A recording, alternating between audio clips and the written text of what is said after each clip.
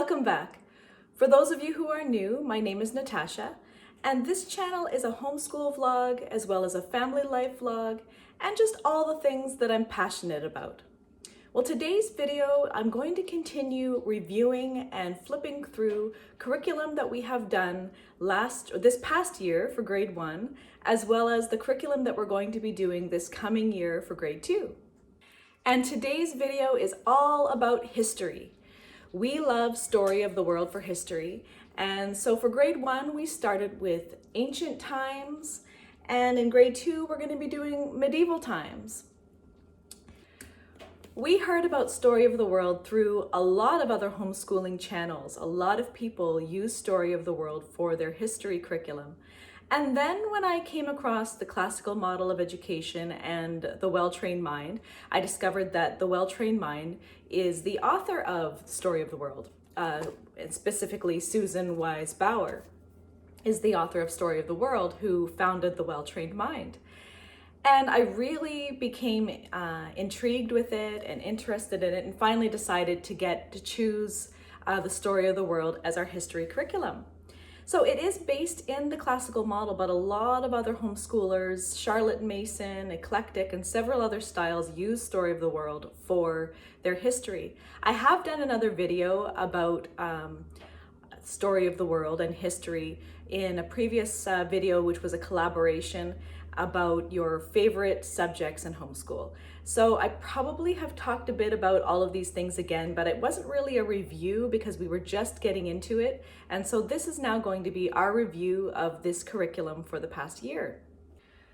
So in the classical model, the way that Story of the World works is that this is the spine of your history curriculum. And a spine just means that you start off with this as kind of the core of your curriculum, and then you just branch off and look for other resources and discover more information based on your and your child's interests. The main part, this would be the textbook, is written as a story. It really brings history to life, and each chapter, it's not facts about certain things, it's actually written as a story from the beginning of the earliest known peoples all the way to present time. And the way that the classical model approach is based is that, so in the early years, grades 1 to 4, which is known as the grammar stages, you're filling your child with as much knowledge as possible. And so you'll cycle through each story of the world. So it begins with ancient history, and then in grade 2, we'll be doing the medieval history. And then, I always forget the titles, but there's four parts. It's divided into 4 sections. But then going into grade 5, 6, 7, and 8, you cycle back through it again. And Susan Bauer has intended that you can read through Story of the World, these books, through twice. And then for high school, she does have another curriculum that does go more in depth. But these are written so that you could read them to your grades 1 to 8 student. Now, some people by grade 7 and 8 decide they want to go in deeper already and they don't want the Story of the World. But when you read through this the first time through, they're getting little bits of information. But when they read through it again, they're picking up on much, much more. And they're remembering, oh yes, I do remember reading about Julius Caesar and all of those things. And so it's really great to go back and read it again and again through those, grades 1 to 4, and then cycle it again through grades 5 to 8. So that's how we plan to use it. Now, not everybody does. Not everybody gets all of the books. They might hop from curriculum to curriculum, and that's just fine. But how this is written is as a read aloud. And then she has an activity guide that goes along with that. Now, I decided I was just going to use this as my spine and do all the rest of the footwork myself. I was going to research all of the activities. We did all of our own map work. We did all of our own extra reading. And that's what I wanted to do. I enjoyed doing that. And that, it worked for us. So if you only want to get the text and do that, it does work. And we did enjoy this a lot. But I decided that for next year, I didn't want to do all the work anymore. Our time is valuable. One way I was trying to save myself some money But at the same time, I also enjoy doing all the research. But I realized someone who is very experienced in years and years and years of homeschool, with adult children who have gone through homeschool, who now have grandchildren going through homeschool, has done all this footwork for you, has found all the best resources. And so I decided I'm going to allow them to do that work. And so I decided to get the activity guide that goes along with it for next year.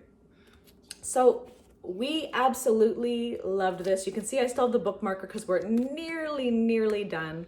But we're just taking our time now because our homeschool is done for the summer. We are doing some little summer review and some summer learning, but we're going to continue reading this as a read aloud until we're finished it because I didn't want to rush it.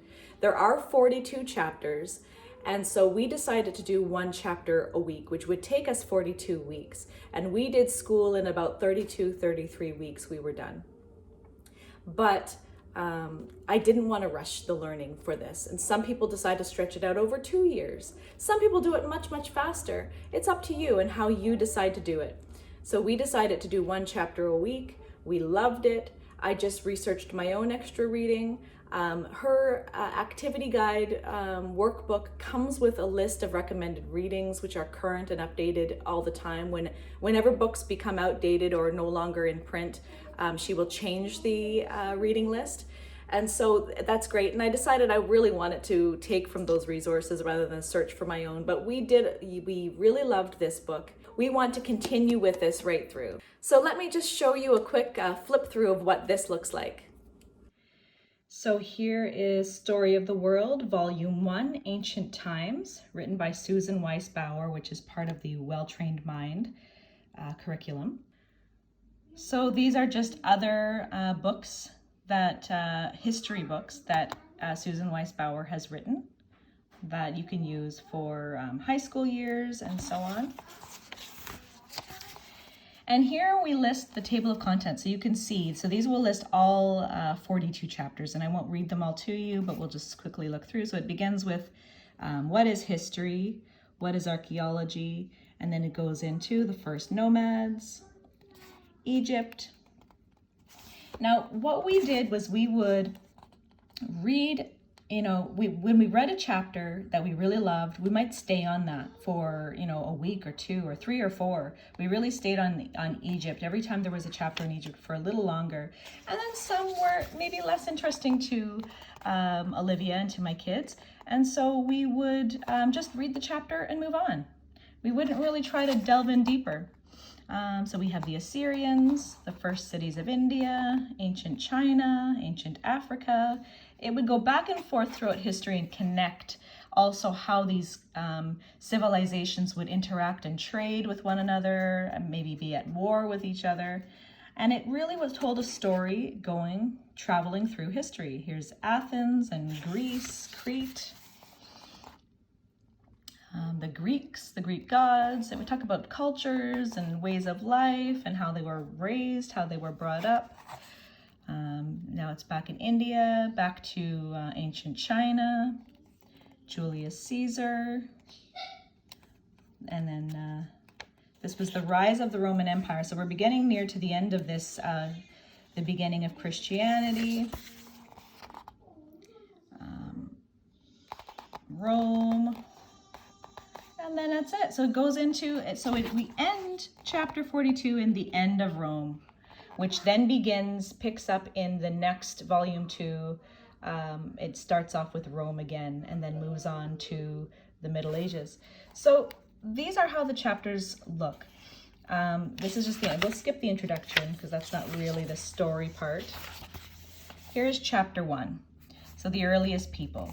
So it begins at, it really is written in a way that smaller children and older children can get out of it. So it says here, where do you live? Where do you sleep? Do you sleep in the same bed every night, or do you move into a new house every week? And then it talks about 7,000 years ago, how the families were nomads, and describes that. And it shares a little story about a 7-year-old girl named Tarek. And it describes how she might have lived 7,000 years ago. And so the chapters are broken up into smaller sections. So what I would do is on maybe one day I'd read up to one section, and then the next day we would read twice a week. We'd read the next section. And some of them were a little longer, some were a little shorter, and that would be the end of chapter 1. And this is now chapter 2 in Egypt. So they're not long chapters, they're broke, and they have nice start and stop points where you don't have to just keep reading and reading, and it ends little stories and begins another section before it moves on. And so that is how this book is written. There's really, there are pictures throughout it, here and there. And there are maps throughout it as well, so that when you're reading, you can actually show in the book, what the maps might look like. But we do our own map work, and let me show you. So this past year, we have been using this big world map on our homeschool wall. And every time we talked about a new place, we would mark it. So we started off in, let's see here, I can't see while I'm talking at the same time. We started off here in the Fertile Crescent between the Euphrates and the Tigris River. And all the places that we have learned about, we have marked off on here's where the Yellow River in ancient China, and we marked it all off on our map. This is how we did our map work for this past year, more like a geography type of lesson. But in volume 2, which we'll be doing this coming year, they have map work in the book. We're going to continue on with our world map, but we'll also do their map work, which they provide inside the book. At the end of the book, they just have an index where you can look up all the names and places that you've read about, and it gives page numbers where you can go back and find them, because that's a quick, easy resource. Sometimes you just remember a name and a place and you don't know which chapter you could find it in, and it's all in alphabetical order. So now for grade 2, we will be doing Story of the World Volume 2, which is the Middle Ages. And this time I decided to get the activity guide. You can see this is a big book with loads of information, activity pages, the extra reading material, all of these things, which I'm going to flip through and show it to you. But I was so excited to get this, and I'm really happy that I decided, after flipping through it myself, briefly before this video, I realized I am so happy that I decided to get this book. It really takes a lot of the extra work out of it. Starting out in homeschool, I really wanted to do all the work myself. And sometimes some of us moms, we really want to be the one to find all the things, to do all the creating, to come up with everything and just be, but sometimes it's good to value our time and just allow other people to do that work for us and take the time to enjoy the learning along with your kids. And so that's what I decided to do.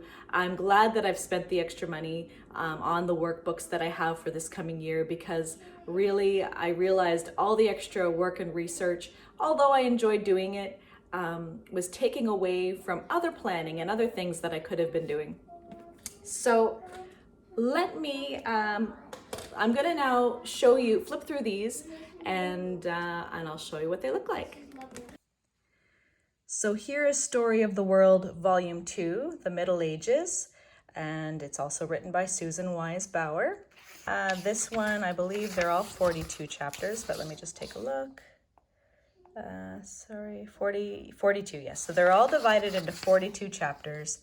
And again, so as I said, we ended with the end of Rome in volume 1. So we begin in chapter 1 with the glory that was Rome. And then it begins in the early days of Britain. So of course, it starts with Britain, but it's going to talk about all the other players in the Middle Ages. We have India, China, and France, England, and all of these things, the age of the Crusaders. So this is going to go through all of the Middle Ages. The first Russians, the Ottoman Empire, the end of the world. What is this? Oh, the plague. Africa, India, Americas, Spain, Portugal, the Renaissance, England again, the new ventures in the Americas, exploring the North, and the empires collide. So this is volume 2. And again, at the end, so the chapters will look very much the same. Let's just take a look at chapter 1. So chapter 1, the chapters are all going to be the same length. This is wandering through the Roman Empire, and there's maps throughout. but they're written as a story. There's a break in the chapter with a second section, the fall of Rome. And that's the end of chapter 1. And so that is how the chapters are laid out. And again, at the end, there'll be an index by alphabet with names and places where you can look up where those things are found. Here is this giant activity book for book 2, the Middle Ages, and it was edited by Susan Weisbauer. The activities and drawings are attributed to several other people by the well-trained mind. So how this book works is the first half are sort of the teacher's guide, and then the second half are the students' work pages. Now several people have mentioned what they have done is they've taken this to like an Office Depot or a Staples, whatever type of store you might have, where they have actually taken the book apart and binded those things separately. I might consider it. The student pages are perforated so you can tear them out, or you can leave them in. I'm not sure what I'd like to do with this yet, but I might consider doing that. So here's the table of contents. So they'll tell you the photocopying. So photocopying, you are allowed to photocopy any of the pages within your own family, but they don't want you distribute them outside of your family. But as many pages as you would like to photocopy, they allow. It tells you how to use the activity book. There's a pronunciation guide, which is excellent for the reading aloud because some of the words are quite difficult. And so you can go through and actually see the proper pronunciation for these words. So the parent's guide will list, let's see here. Oh, the parent's guides are first, and then each chapter will contain encyclopedia cross-references, review questions, a narration exercise, additional history reading, which are always updated, and so outdated and books that are no longer in print, she removes from the list and adds new things. Corresponding literature suggestions, coloring pages, map work, and activities. And activities could be a craft, it could be a project, it could be a recipe from these time periods. And maps and answer keys, and then student pages and student review cards at the end. Each chapter tells you where to find all of these things that are related to chapter 1. So as you read chapter 1, it's gonna show you where in the textbook are you reading this, from, let's see here, from this text. So it tells you where, so page 17, it'll tell you which activity page, the parent's guide page that you should look to, where the map answer key is related to chapter 1. So each page, so you're not flipping, you can actually come here in the index and it'll tell you where you can find each thing for each corresponding chapter, which is great. Here is the pronunciation guide. So it just tells you how to pronounce any of these words that might be difficult to say. And so this is what the parent's guide will look like. So this is for chapter 1. And if you remember that I said that the chapters are divided into different sections, so are the activity guides. So this was the first section for chapter 1 was called The Glory That Was Rome. And then this was the second section called The Fall of Rome. So they have separate sections and you could just do them. If you did it daily, you could have each section that you could refer to. Instead of doing all of the activities just for the entire chapter, you could break that up as well. So they have the Encyclopedia References. So here are the different Usborne Book of World History, Usborne Internet, Kingfisher, and so they recommend, and they have the correlating page numbers of where you could reference the facts that they talk about in the book. And then they have some review questions and then a narration exercise. And then they do the same thing with the Fall of Rome. So here are the review questions, the narration exercise. Here are the additional history readings. So these are all books that she has selected that are appropriate, age appropriate for grades 1 to 8. And then some other corresponding literature. They have here Aesop's Fables, Classic Myths, the Orchard Book of Roman Myths, and so on. So here is the map work, and it gives you directions on what color to color each point of the map that you are studying. There'll be some corresponding coloring pages. This one you'll be coloring a picture of a barbarian. And then an art project, flying around the Roman Empire. And a craft project where you're going to make a Roman legion's signum or standard. And a secondary craft project here. So you could choose to do all of them or pick the ones that you like to do. This one is a cookie dough Roman pillar. And another cooking project, eat like a Roman soldier. And another art project, Roman Empire from a carpet view. And that's it. So they have a lot. I was actually surprised. I didn't realize that they would have so many projects and art projects all just for one chapter. So now I'll show you the student pages related to chapter 1. So this is the map of the Roman Empire. This is the coloring page for the barbarian. And this is the flying carpet figure. I guess that's for one of the activities. Eagle template. The laurel template. And that's chapter 2. And then at the very end of the book are these review cards. So you could cut all of these out, laminate them, whatever you'd like to do with them. So this is the one for chapter 1, the glory that was Rome, and they just put all the facts kind of in point form of what you learned in each chapter. And that's good for reviewing at any time at the end of the year, in the summertime. But they include, they include all of those things for you at the back. So as you can see, they really take all the work out of it for you. There's so much there to choose from. You could do it all, or you could just pick and choose what you'd like to do. It doesn't have, and you can see, I thought that they would be like workbook pages, like filling in the blanks. And I really didn't want to do that, which is why I didn't buy it in the first place for this past year. But it's really not. They're not workbook pages. They really are just added activities and things to do to help the information sink in. It's really all hands-on stuff, which I love, and extra reading, which I also love. So that is all I have for you. I hope you enjoyed it. I hope that it's kind of opened up some new ideas for you for history curriculums. I know there are so many out there that are great, but we have really loved Story of the World, and I know that many of you have heard of it or have used it in the past, but it really works well for us, and we really want to continue using it throughout the next elementary years before we need to move on to something a bit deeper. But thank you so much for watching, and I will see you in the next one. Bye.